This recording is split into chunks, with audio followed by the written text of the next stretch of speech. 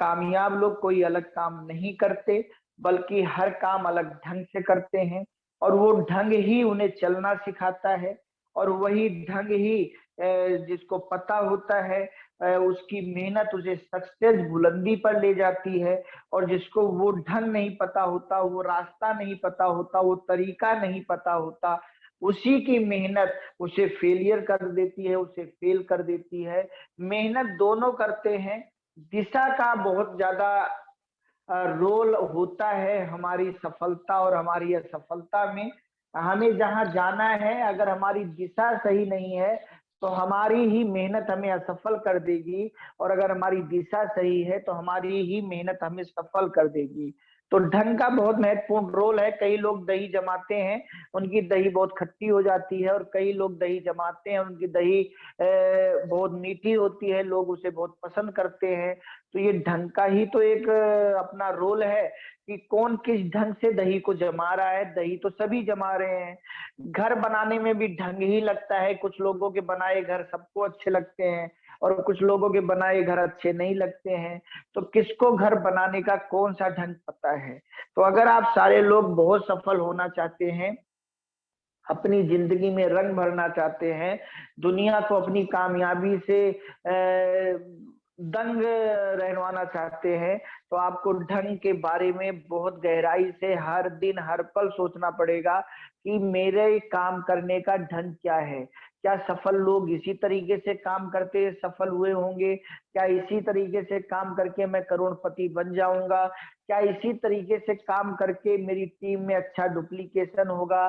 क्या इसी तरीके से काम करके मेरे सारे सपने पूरे हो जाएंगे? क्या यही सही ढंग है, या इससे भी कोई और सही ढंग है जिसे जानने की मुझे जरूरत है? तो दोस्तों, इसी विषय पर आज मैं आप लोगों के साथ बातचीत करने चल रहा हूं। ढंग। शादियों में भी औरतें भी नाचते हैं, जेंट्स भी नाचते हैं। फिल्मों में भी लेडीज नाचती हैं, जेंट्स नाचते हैं। दोनों के अपने अपने ढंग हैं। जिनको ढंग का पता है वो करोड़ों रुपया कमा रहे हैं, और जिनको ढंग का पता नहीं है उनके ऊपर 10-20-100 रुपए भले लुटा दिए जाएं, और वो भी उनको नहीं मिलते, कोई और लूट के ले जाता है। कमर दोनों लोग हिला रहे हैं, हाथ दोनों लोग उठा रहे हैं, पैर दोनों लोग चला रहे हैं, लेकिन ढंग का पता होता है। एक आदमी ढंग से करता है, और एक आदमी मन मर्जी माई बे से करता है। ऐसे ही आप खेल देख लीजिए, कोई भी खेल देख लीजिए, क्रिकेट को ही देख लीजिए। गांव में लोग क्रिकेट खेलते हैं, उनका क्या ढंग होता है कि हर गेंद पे बल्ला चलाना है, हर गेंद पे छक्का मारना है। वो कोई ढंग नहीं सीखते, वो अपने ढंग से खेलते हैं। लेकिन जो लोग खेल कर, चाहे क्रिकेट हो, चाहे फुटबॉल हो, चाहे कबड्डी हो, कोई भी खेल हो, जो करोड़ों कमा रहे हैं, जो स्टार बन चुके हैं, क्या वो लोग उसी ढंग से खेलते हैं जिस ढंग से एक आम इंसान खेलता है? शायद नहीं। आप लोग भी कहेंगे नहीं। वो लोग हर गेंद पे छक्का नहीं मारना चाहते। उन्हें पता होता है किस गेंद पर 1 रन लेना है, उन्हें पता होता है किस गेंद को छोड़ना है, उन्हें पता होता है किस गेंद पे चौका और छक्का मारना है, उन्हें पता होता है। तो वो उस ढंग को सीखते हैं, उनका ढंग अलग होता है। तो ये ढंग का बहुत बड़ा रोल है। ऐसे बहुत सारे उदाहरण हैं, लेकिन मीटिंग को आगे बढ़ाना है। ये 2 उदाहरण ही पर्याप्त हैं आपको समझने के लिए कि ढंग कितना बड़ा रोल अदा करता है हमारे कामयाबी के रंग के लिए। केवल मेहनत करना पर्याप्त नहीं है। अगर आप सोच रहे हैं हम केवल मेहनत करते रहेंगे और हम कामयाब हो जाएंगे, चाहे जिस ढंग से हम मेहनत करते रहेंगे और हम कामयाब हो जाएंगे, तो ऐसा नहीं है। ढंग का बहुत बड़ा रोल आपकी लाइफ में है। आपको सही ढंग से मेहनत करना है, तब वो कामयाबी में बदलेगी। आप किसी भी ढंग से कामयाब काम करते रहेंगे तो कामयाबी में नहीं बदलेगा, क्योंकि कामयाबी एक मिश्रण है, और उस मिश्रण में ढंग का होना भी बहुत बड़ा महत्वपूर्ण है। मतलब ढंग, समझ लीजिए, जैसे कुछ लोग गोरे तो बहुत होते हैं, लेकिन उनके पास गढ़न नहीं होती, उनका चेहरा आपको सुंदर नहीं लगता, आप उनसे अट्रैक्ट नहीं होते, जबकि उनकी उजली चमड़ी बहुत है। तो लोग क्या कहते हैं, भगवान ने इनको सुंदर नहीं बनाया, इनको सूरत नहीं दिया है, मतलब ढंग नहीं दिया है। और कुछ लोग उतने ज्यादा उजली चमड़ी के नहीं होते, फिर भी उनकी गढ़न या उनके कर्म, उनके ढंग इतने अच्छे होते हैं कि वो सबके दिलों में उतर जाते हैं। तो ढंग ही वो चीज है जिससे हम किसी के दिल में उतरते हैं, और ढंग ही वो व्यवहार है जिससे हम किसी के दिल से भी उतर जाते हैं। तो दिल में उतरना है तो भी ढंग, और दिल से उतरना है तो भी ढंग। तो दोस्तों, नेटवर्क मार्केटिंग में भी यही लागू होता है। और यहाँ पर मैंने सबसे पहला विषय यही लिया है कि आप लोग मासिक इनकम क्लियर करके मेहनत कीजिए। ये सबसे पहला विषय मैंने लिया है कि ये बहुत महत्वपूर्ण है कि अगर आप, जैसे मार्च चल रहा है, मार्च में आप लोग काम कर रहे हैं, तो सबसे पहले ये आप लिखिए, सबसे पहले आपका तय होना चाहिए कि इस महीने आप कितनी इनकम के लिए मेहनत कर रहे हैं। जब आपको ये पता होगा कि इस महीने मुझे 5,000 कमाना है, 50,000 कमाना है, 5 लाख कमाना है, 50 लाख कमाना है, फिर आप ये सुनिए कि जेएमबीडी से मुझे 11 प्रकार की आमदनी मिल सकती है।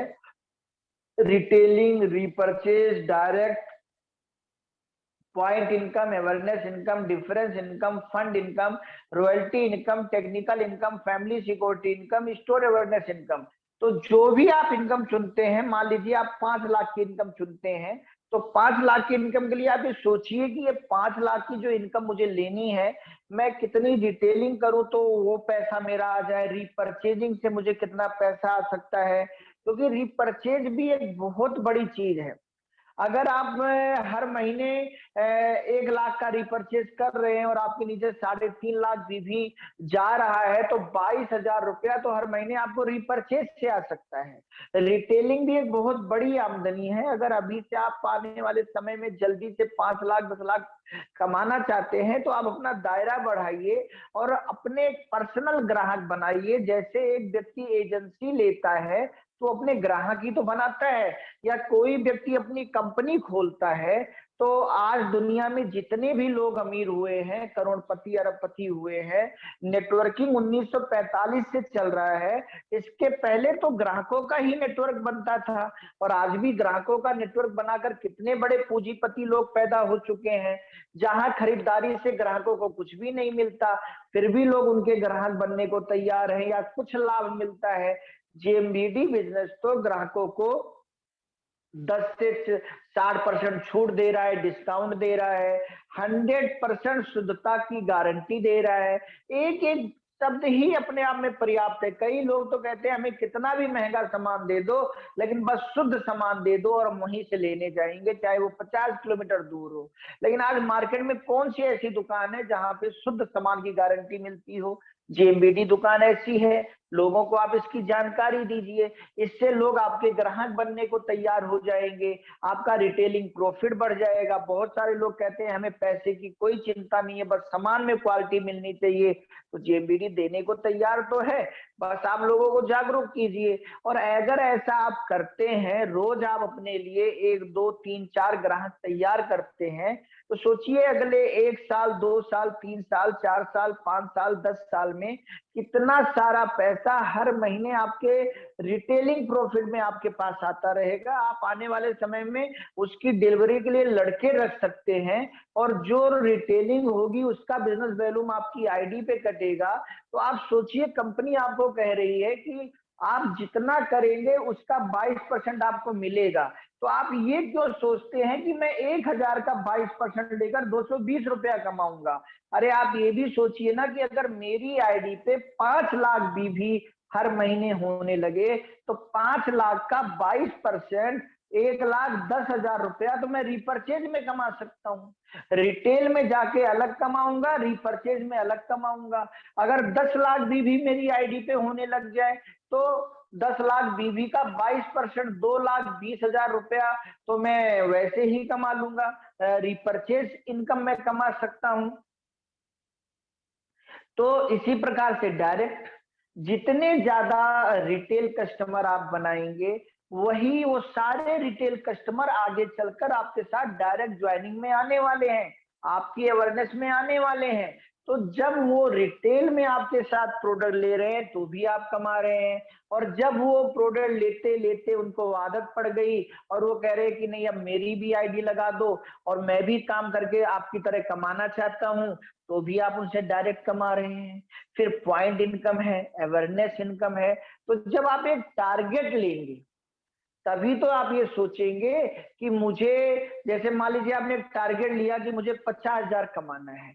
अब 50,000 कमाना है तो 10,000 रुपया आप रिटेलिंग से कमा लीजिए, 1,000-2,000 रुपया आप रिपर्चेजिंग से कमा लीजिए, 5-6 हजार रुपया आप डायरेक्ट कमा लीजिए, 10-20 हजार रुपया आपको पॉइंट से आ जाए, बाकी जो पैसा बच रहा है वो आपको 50% अवेयरनेस भी तो आ रहा है आपके लोगों का।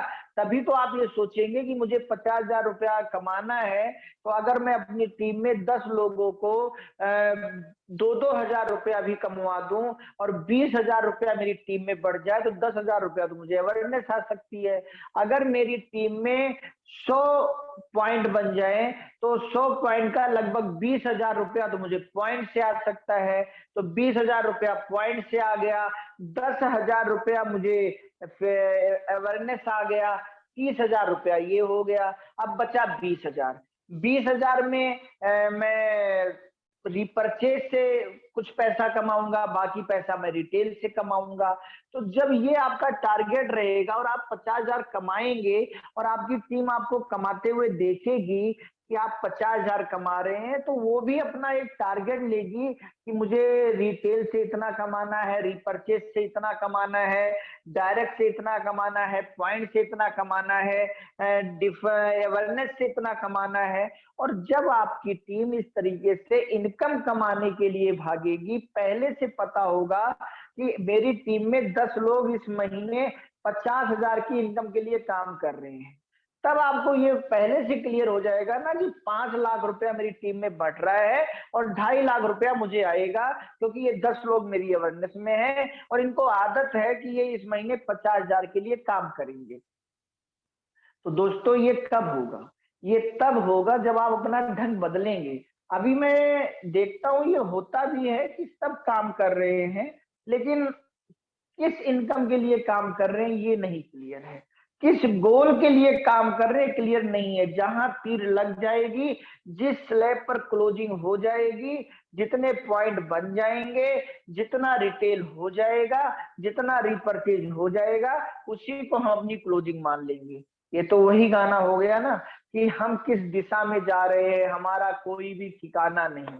तो जब हमारा कोई ठिकाना ही नहीं है तो फिर हम किस मंजिल पर पहुंचेंगे? तो ये चीज हमें बदलनी है, क्योंकि हम टीम बना रहे हैं और हमारी टीम हमें देख रही है। अगर उसके सामने हम बिना लक्ष्य के भागेंगे तो वो भी बिना लक्ष्य के भागेगा। और हम तो मान लीजिए बहुत मोटिवेट है, हम नेटवर्किंग की बहुत गहराई जान चुके हैं, हमें 1 रुपया आए या ना आए फिर भी हम 5-10 साल 20 साल लगे रहेंगे और टीम बनी जाएगी, हम कमा ही लेंगे, चाहे चाहे लक्ष्य पूरा हो या ना हो। लेकिन जो एक नया व्यक्ति आ रहा है, अगर उसको लक्ष्मी नहीं आएंगी, अगर उसको धन नहीं आएगा, हमारे पंकज दत्ता जी एक बहुत अच्छी बात कहते हैं, जब आता है धन तब लगता है मन। तो आप बिना धन के काम हो सकता है कर लो, आपका बैकग्राउंड बहुत अच्छा हो, लेकिन एक नए व्यक्ति को जिसको आप टीम में ला रहे हो, अगर उसको आप जेबीडी से धन कमा के नहीं दिखाओगे तो फिर वो कैसे ये जान पाएगा कि यहाँ से मैं धन कमा सकता हूँ? और जब तक आपका फोकस ही नहीं होगा तब तक आप क्या करोगे? मान लो आपका फोकस नहीं है कि मुझे कितना धन कमाना है, तो शाम को 7 बजे भी आप घर आ जाओगे।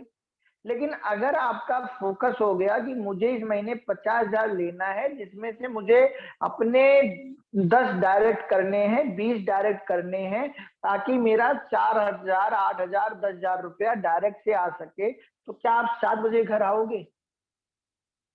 रात के 9 बज चुके हैं, रात के 10 बज चुके हैं, सुबह से आप प्लान दिखा रहे हो लेकिन प्लान कोई सक्सेस नहीं हुआ है, आज का दिन आपकी परीक्षा ले रहा है, लेकिन क्या आप घर आओगे? क्योंकि आपको टारगेट है कि मुझे महीने का 50,000 जेबीडी से कमा के दिखाना है। और इसलिए ये टारगेट आप लीजिए क्योंकि आप जेबीडी में अनलिमिटेड कमाने आए हैं। अगर आप लक्ष्य नहीं लेंगे तो आपकी टीम भी लक्ष्य नहीं लेगी, और अगर हर व्यक्ति बिना लक्ष्य के भाग रहा है तो लक्ष्मी किसके पास आएंगी? तो इसलिए जब आपका लक्ष्य होगा तो आप रात में 12 बजे भी प्लान दिखा के घर आओगे और घर में आकर बोलोगे कि भैया मेरा टारगेट है इस महीने 50,000 का, इसलिए मैं इतनी मेहनत कर रहा हूँ।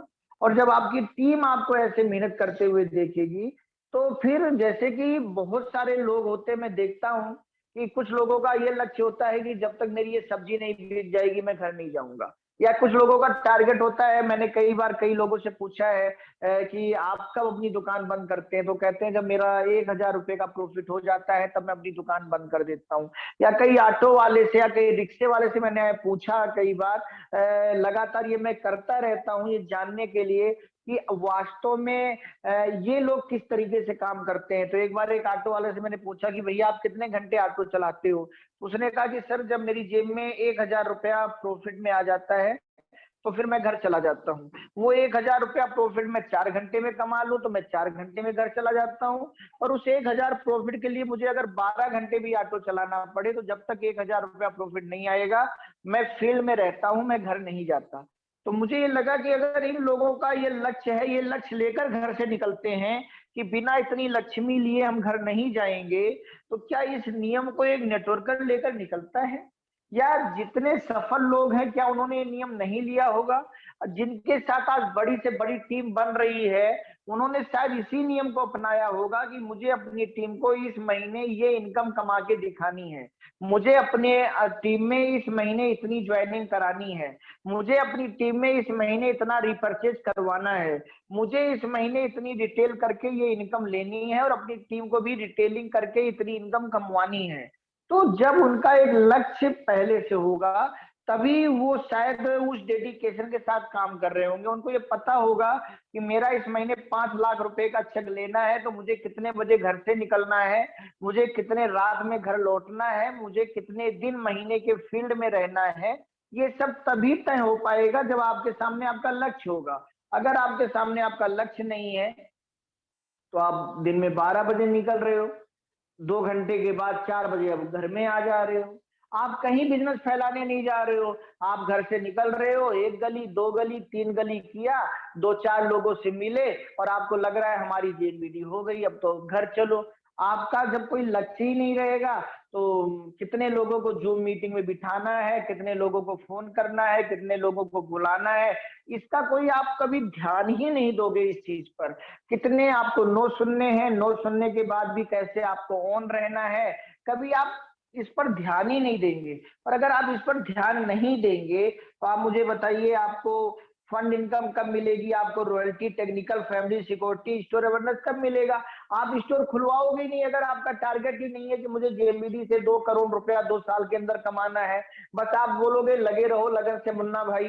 तो लगन से लगे रहने से अगर कोई कामयाब होता तो आज बहुत सारे लोग मुख्यमंत्री प्रधानमंत्री होते, क्योंकि पूरी जिंदगी वो अपनी पार्टी में लगन से लगे रहे। मेरे दादाजी एक बहुत अच्छी बात मुझे आज से 2 साल पहले सिखाई थी और बहुत बहुत धन्यवाद मैं अपने दादाजी का देना चाहता हूँ और अपनी माता जी को देना चाहता हूँ, जिन्होंने दादाजी के रूप में एक पिता, एक गुरु मेरी लाइफ में दिया, जो हमेशा 4 कदम आगे रहकर सिखाते हैं। और आज के 2 साल पहले दादाजी ने सिखाया था कि बेटा पैसा कभी काम का नहीं मिलता, पैसा हमेशा परिणाम का मिलता है। अगर काम का पैसा मिले तो फिर तो जिसने 100 गेंद खेली है उसको मैन ऑफ द मैच मिलना चाहिए। पैसा तो परिणाम का मिलता है कि जो 40 गेंद खेल के भी 100 रन बना गया।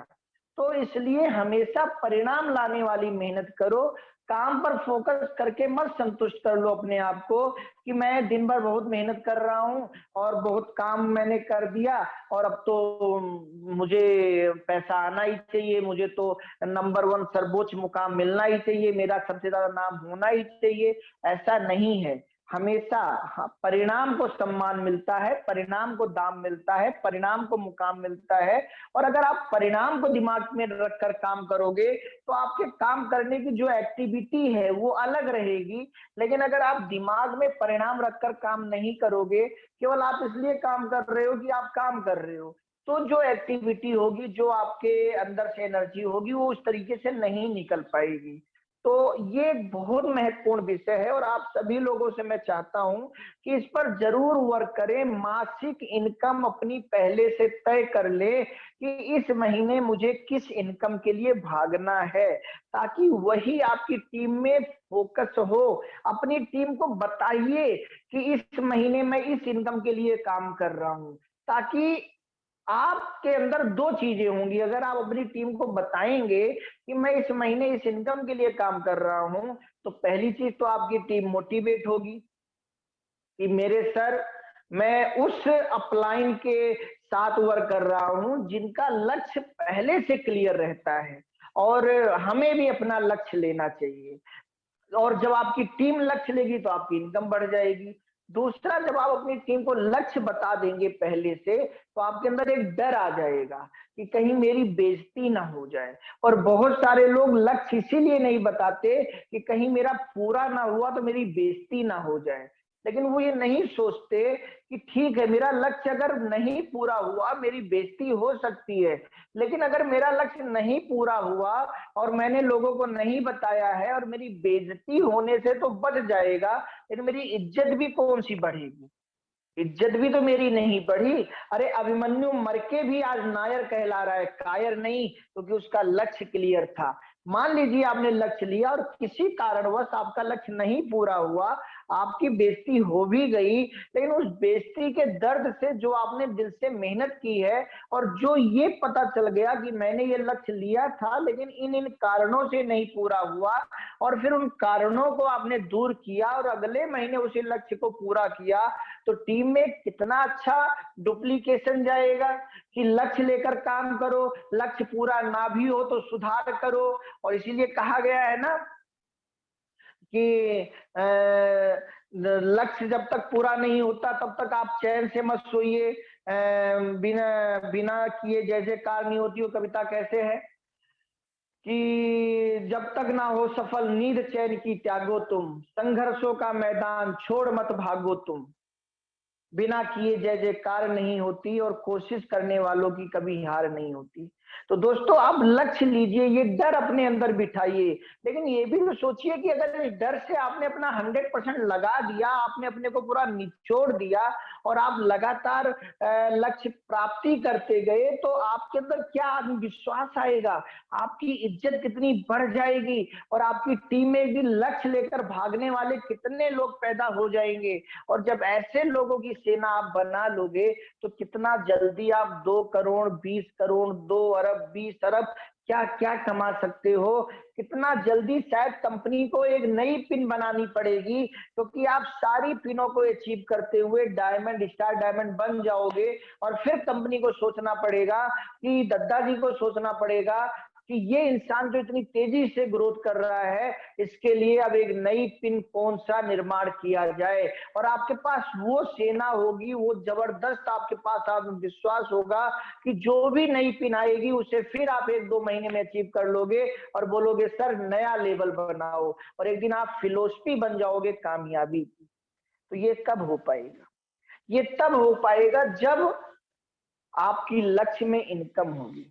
आपकी लक्ष्य में ज्वाइनिंग नहीं होना चाहिए कि मैं इस महीने 20 ज्वाइनिंग कराऊंगा, इस महीने में 50 ज्वाइनिंग कराऊंगा, इस महीने नहीं। भैया, आप ज्वाइनिंग करा रहे हो, आप रिटेल कर रहे हो, आप स्टोर खुलवा रहे हो, आप मैचिंग, ये सारा ताता थैया किसके लिए हो रहा है?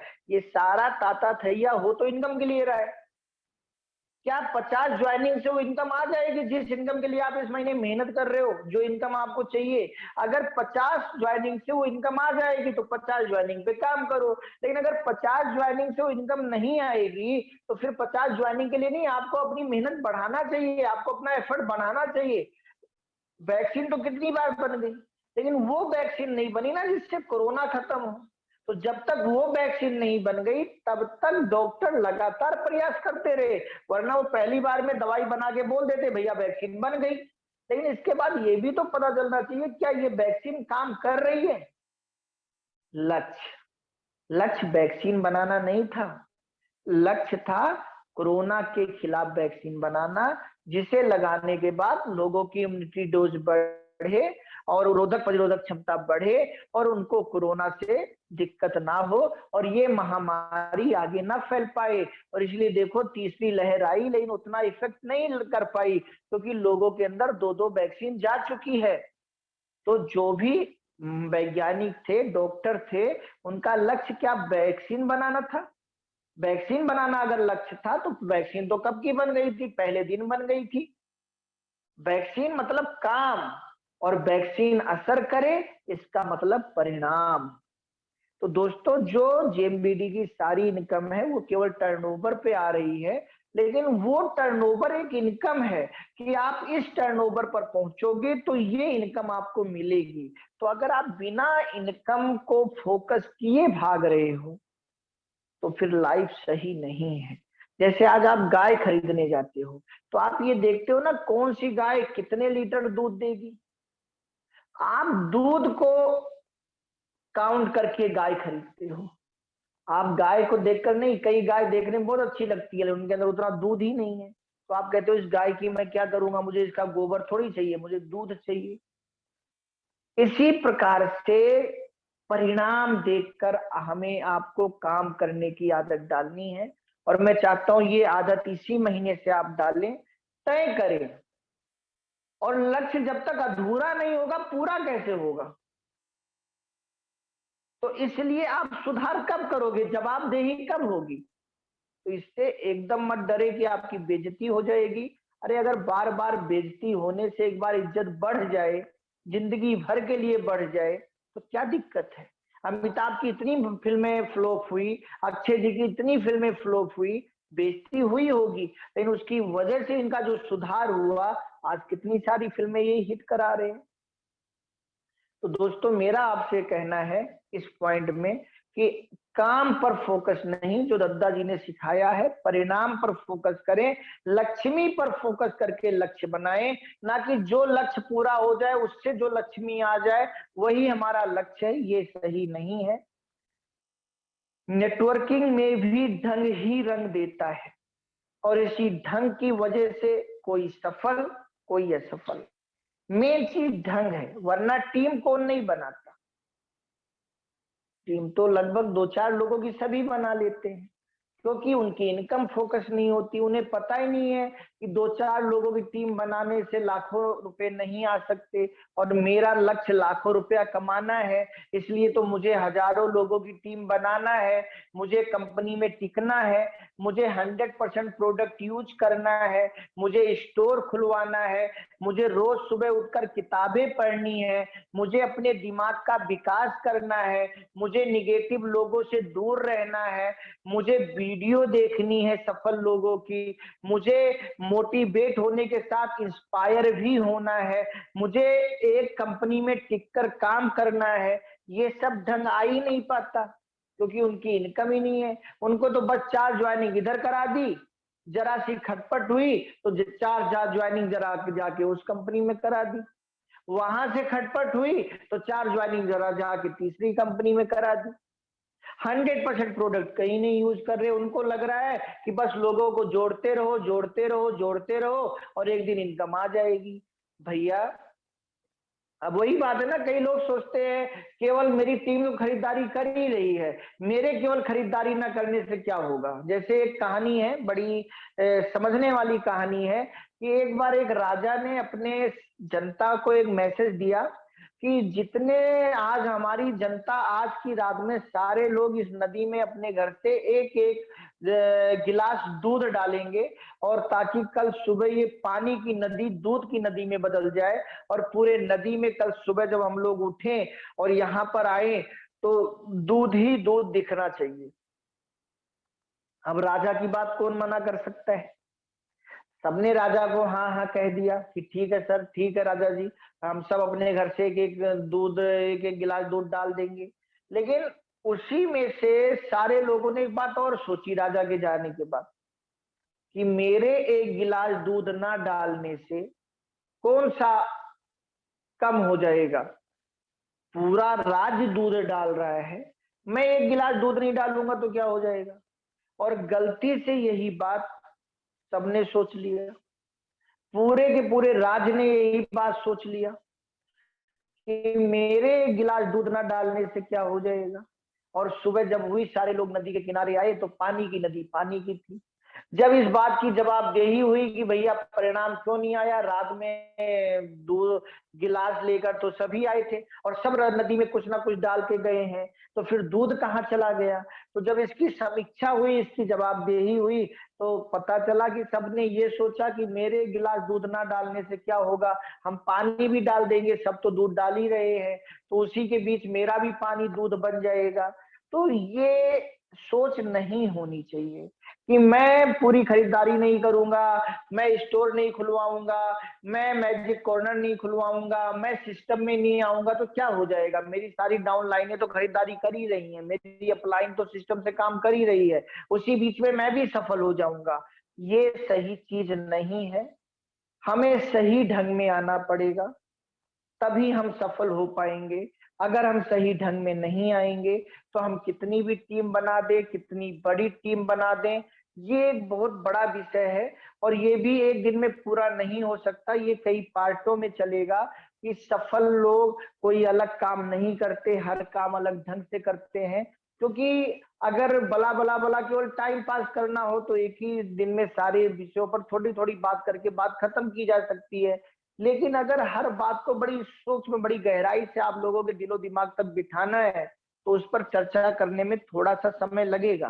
तो ये सारी वीडियो यूट्यूब पर भी अपलोड हो जा रही हैं, तो आप लोग इसे बार बार सुन के उस चीज को भी समझ सकते हो और वो ढंग अपने अंदर पैदा कर सकते हैं जिससे एक दिन आप बहुत सफल हो। मेहनत किसके लिए हो रही है ये पता होना बहुत जरूरी है। इस महीने आपकी मेहनत किसके लिए, आप सोचिए दोस्तों। जब आपको ये पता होता है कि मुझे जाना कहाँ है, तो आप देखिए आप सारी एक्टिविटी कैसे हो जाती है। मैं खुद देखता हूँ, कई बार मैं अपने घर रहता हूँ और मैं सुबह 7-8 बजे सो के उठता हूँ, लेकिन जब मैं ट्रेन में रहता हूँ और मुझे 4 बजे कहीं ट्रेन से उतरना रहता है और दूसरी ट्रेन पकड़ना रहता है, तो कैसी मेरी नींद 4 बजे नहीं 3:30 बजे खुल जाती है, कैसे मुझे 3:30 बजे नींद खुलने के बाद दोबारा नींद नहीं आती है और मैं स्टेशन पे उतर के दूसरी ट्रेन या बस या होटल जहां जाना होता चला जाता हूँ। जबकि घर में मैं 5:30 बजे का अलार्म लगा के सोता हूँ और अलार्म बजता भी है, लेकिन मैं उसको भी सुला देता हूँ बंद करके और फिर सो जाता हूँ। तो ये कब होता है, जब ये होता है कि हमें पता होता है हमें जाना कहाँ है। जिस दिन घर से ही मुझे पता होता है मुझे जाना कहाँ है और मान लो 4 बजे मुझे निकलना है, तो उस दिन 3:15 बजे 3:30 बजे घर में अलार्म बजता है, फिर मुझे नींद नहीं आती, फिर मुझे उठना होता है। तो जब ये पता होता है दिमाग को कि हमें जाना कहाँ है, रास्ते कभी थोड़ी खत्म होंगे, हमें अपनी मंजिल वाला रास्ता चुनना पड़ेगा। एक चौराहा है, वो चौराहे पर एक बार एक आदमी ने जाकर पूछा भैया ये सड़क कहाँ जा रही है, तो वहां खड़े इंसान ने बड़ा अच्छा जवाब दिया कि ये सड़क कहीं नहीं जा रही है, तुम बताओ तुम कहाँ जा रही हो। सड़क तो यहीं रहेगी क्योंकि ये चौराहा है, क्योंकि अगर तुम बताओगे मुझे कहाँ जाना है तब मैं सही सड़क बता पाऊंगा।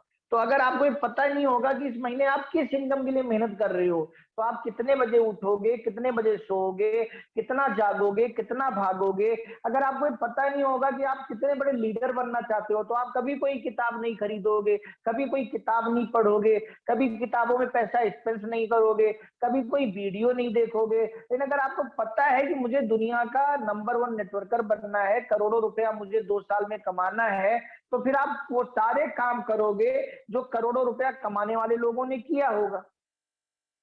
इसी प्रकार से दोस्तों एक छोटी सी कहानी है, इसके बाद आज की मीटिंग में पूरी करूंगा। कि मान लीजिए आप किसी दुकान पर जाइए और उस दुकानदार से आप बोलिए मुझे कुछ दे दो, तो दुकानदार आपको क्या देगा। आप जाकर उसको वो बोले मैं क्या दूं, आप बोलो कुछ भी दे दो, वो आपको क्या देगा, शायद वो आपको कुछ नहीं दे पाएगा। और अगर वो बुद्धिमान समझदार ग्राहक दुकानदार है तो वो ऐसी चीज आपको उठा के दे देगा जो उसकी दुकान में कभी नहीं बिक रही, जो बहुत दिन से पड़ी है, एक्सपायर हो गई है, जिसको कोई नहीं ले रहा है, वो उठाकर आपको दे देगा। ऐसे ही अभी आप भगवान के सामने जाकर कहते हो भगवान मुझे कुछ बना दो, भगवान मुझे कुछ दे दो, भगवान आपसे पूछता है मैं क्या दे दूं, आप कहते हो मुझे कुछ भी दे दो, मुझे कुछ भी बना दो, तो फिर भगवान आपको क्या बना देता है, भगवान आपको रोडपति बना देता है। क्योंकि आप भगवान से कहीं नहीं रहे हो भगवान मुझे करोड़पति बना दो, भगवान आपको 1000 पति बना देता है, 100 पति बना देता है, 500 पति बना देता है, लेकिन करोड़पति नहीं बनाता, क्योंकि आप कह ही नहीं रहे हो कि भगवान मुझे अरबपति बना दो, मुझे करोड़पति बना दो। आप ये कह ही नहीं रहे हो कि भगवान इस महीने मुझे जेएमबीडी से 50,000 कमाना है। आप बार बार ये बात कह ही नहीं रहे हो, ये बात आपकी और चेतना में जा ही नहीं रही है। तो भगवान आपको कुछ भी दे देता है, कभी 1000 का चेक दे देता है, कभी 2000 का चेक दे देता है, कभी 5000 का चेक दे देता है, कभी 10,000 का चेक दे देता है, क्योंकि आपका कोई लक्ष्य ही नहीं है, आपको पता ही नहीं मुझे करना क्या है, तो फिर भगवान आपको वही दे रहा है। फिर आप कहते हो मेरी किस्मत खराब है, भगवान कहता है बेटा तेरा मत खराब है, किस्मत तो मैंने तेरी अच्छी बनाई है, इसीलिए मैंने तुझे इंसान बनाया, किस्मत मैंने तेरी अच्छी बनाई है इसलिए तू अभी तक जिंदा है, किस्मत मैंने तेरी अच्छी बनाई है इसलिए तेरे शरीर के हर पार्ट काम कर रहे हैं, किस्मत मैंने तेरी अच्छी बनाई है तभी तुझे अच्छी कंपनी मिल गई जेएमबीडी के रूप में, किस्मत मैंने तेरी अच्छी बनाई है तभी तुझे इतना अच्छा मैनेजमेंट मिल गया, किस्मत मैंने तेरी अच्छी बनाई है तभी तुझे इतने अच्छे अपलाइन मिल गए, किस्मत मैंने तेरी अच्छी बनाई है तभी तुझे इतने अच्छे डाउनलाइन मिल गए। लेकिन तू कुछ अपने मत को अच्छा नहीं बना रहा है, तो अपने मत को क्लियर ही नहीं कर रहा है। तू नर बनना चाहता है, नारी बनना चाहता है, तो ये क्लियर ही नहीं कर रहा है। तो कह रहा है भगवान मुझे कुछ भी बना दो, तो भगवान कुछ भी क्या बना दे तुझको। तो मेरे भाई, सबसे पहले आप प्रधानमंत्री बनना चाहते हो, प्रधान बनना चाहते हो, विधायक बनना चाहते हो, कैबिनेट मंत्री बनना चाहते हो, हीरो बनना चाहते हो, हीरोइन बनना चाहते हो, विलेन बनना चाहते हो, कलाकार बनना चाहते हो, क्या बनना चाहते हो। हर महीने आप किसके लिए मेहनत कर रहे हो। कौन सा महीना ऐसा होगा जिस महीने आप करोड़पति बनने के लिए मेहनत करोगे। जब तक ये सब क्लियर नहीं होगा, कैसे आपके खाते में जेएमबीडी से करोड़ों रुपया महीना ट्रांसफर होना शुरू होगा। तो अगर आप लोग नेटवर्किंग की ताकत समझ चुके हैं, तो अपने ढंग को बदलना शुरू कीजिए। प्लान दिखाने का ढंग बदल जाएगा, प्रैक्टिकल दिखाने का ढंग बदल जाएगा, आपके पहनावे का ढंग बदल जाएगा, आपके सोचने का ढंग बदल जाएगा, आपके उठने का ढंग बदल जाएगा, आपके सोने का ढंग बदल जाएगा, आपके बात करने का ढंग बदल जाएगा, आपके मुलाकात करने का ढंग बदल जाएगा। जिस दिन ये क्लियर हो जाएगा कि इस महीने आप किसके लिए मेहनत कर रहे हो, वरना जिंदगी में वही गाना चलता रहेगा, हम होंगे कामयाब एक दिन, कौन से दिन पता नहीं, क्योंकि हम किस तरफ जा रहे हैं, हम किस दिशा में जा रहे हैं, अपना तो कोई ठिकाना नहीं।